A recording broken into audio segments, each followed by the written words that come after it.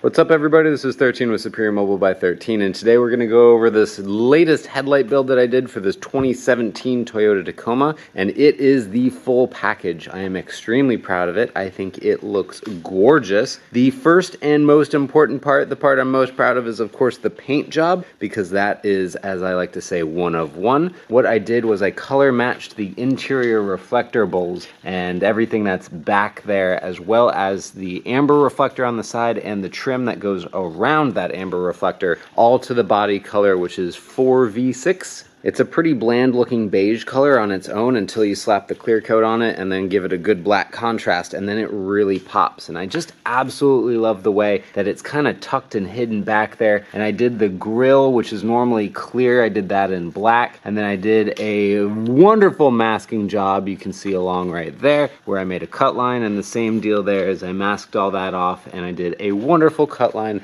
I can show you both sides because again, the paint job is always usually what I'm proud of the most, because it's something that develops skill over time, and I am a good painter, and it makes a big difference, and there's a reason that my paint's way more expensive than the dudes that are doing rattle cans. Alright, so let's talk about lighting performance. This is the upgraded RX350 by Xenon HID projector. They're supposed to be a direct swap. There still is required modifications to get them in there, but they fit in very well, and it is running a 50 watt Morimoto HID system, 6000 Kelvin bulbs, so when it's overdriven, it's going to be a beautiful pure white color output. A significant improvement over the stock halogen projectors. In addition to that, we now have profile LED amber bulbs, because this is the fancy schmancy Tacoma headlight that has the DRL in it, so this is not a switchback bulb, this is an amber only. On the trim models that do not have that DRL, that is a switchback bulb, in case you were wondering. And we also replaced the fog lights with the Morimoto XB LED guys, just down there, ultimately just because the halogen reflector assemblies down there are pathetic and a joke, and now we have LED reflectors that are blackened so they match and they blend in, and it just really gives a nice facelift to this whole front end of this truck. Alright, let's talk about the flashy stuff. This, if you haven't noticed, has a halo on it. This is an RGB color changing halo from Profile. These housings are also equipped with the Profile RGBW DRL board replacement, so that goes behind there, and it also has RGB Demon Eyes, all of which are powered by the Morimoto 3-channel controller, and we have an override switch, which is a little hidden back here, a little halo button in the kick panel, so when you push that button, it turns on the controller and therefore activates the RGB and RGBW products. As you can now see, we have the DRL, the halo, and the Demon Eye are activated. Alright, the reason it's on a button rather than constant power is because a feature that I particularly don't like about those DRL boards is that anytime the Morimoto 3-channel controller gets power, it will power up those DRL boards in pure white mode, so you can't have the controller on constant power with that product. For the record, the DRLs do come on automatically with the original circuit, so they do plug in, and they do dim automatically with the headlight turning on. So that is a nice feature. Now we've got the colors fired up. It's hard for the camera to pick up on this. I've got a blue DRL, green halo, and red Demon Eye. But of course, with this 3-channel controller from Morimoto, we can pick and choose each individual channel. We'll throw that one on a yellow. We'll click on the halo, and we're going to bring that over to the blue area. And I really like the Demon Eye on red, but just to show you that it does stuff, look, now it's on a different color. Now it's actually on a bit of a green, even though the camera doesn't really show that so well.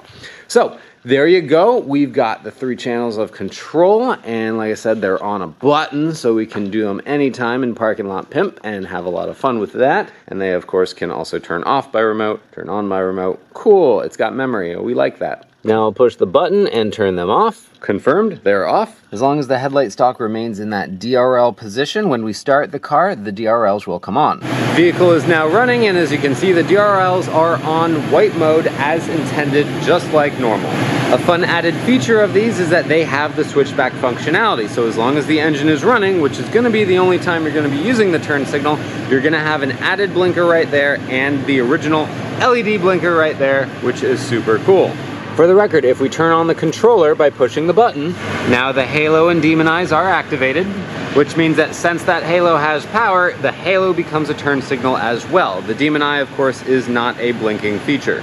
For the record, if the client is super insistent about having the halo be a running light as well as a turn signal all the time, it could certainly be wired up to a switched ignition source and it would behave that way. The reason that I did it the way that I did with a button instead of a switched ignition source is that would mean that he would have to have the key in the ignition in order to play with it, rather than just pushing a button and then being able to play with it with the engine off and the key out. Also worth mentioning is I could diode isolate two separate inputs and have best of both worlds. However, that is an additional hour of labor, and I hate to say it like this, but we were kind of trying to keep the budget a little bit slim because this is already a fairly high dollar build. Speaking of having to cut corners, if you didn't notice earlier, these housings are in slightly less than desirable condition. I don't know if you can tell about the type of erosion that you're getting there. That's very standard of OEM Tacoma housings, and it needs to be sanded down and clear coated. The reason they look so good in this video right now is because I did do a restoration service, so I lightly sanded and buffed and polished them, so it got away all of the road debris and the minor rocks and chips and that sort of thing. However, it will not fix the actual breaking down of that clear surface protectant film, and so the only way to solve that is to sand them completely down and add a new protective layer, which in this case would be, of course, automotive clear coat. Ceramic coat will not do it. I think that about covers everything for this particular build. It was a lot of fun to do, and I'm really happy with it, and luckily this is actually one of my neighbors here in the warehouse, so I will be able to see this thing age gracefully, and we'll probably end up doing that clear coat service later on in the future. Pricing and product information for this particular build will be in the video description. That's going to be a complete total installed package price, so that is going to be for local customers. However, for the record, I can do these builds remotely and ship out these Tacoma housings. These are a lot of fun. I like Tacoma builds. I just don't get to do enough of them, quite honestly. There's a lot of Tacoma specialists out there who are much cheaper than I am, but